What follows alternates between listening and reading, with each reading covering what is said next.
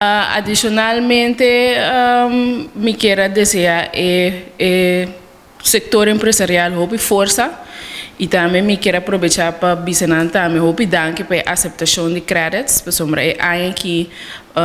exatamente 24 de agosto a cumprir 5 anos que nossa comissão de cultura preparação para start com a atividade de créditos na Bonaire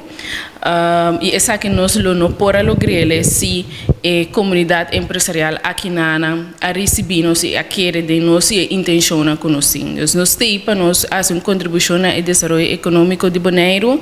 e ojalá nós trabalhamos duro para esse suceder para pouco tempo.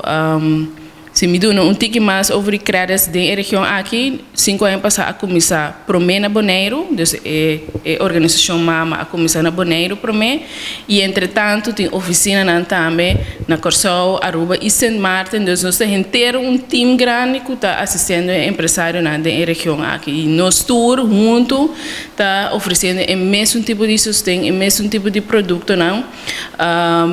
Então, nós temos para dar um push e estimular.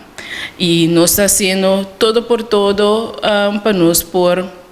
ajudar o empresário a caminhar conosco e nós também queremos monitorar também o desenvolvimento para que se tem necessidade, que quizás nós temos que fazer um esforço extra para por assim salvaguardar a estabilidade da economia da isla.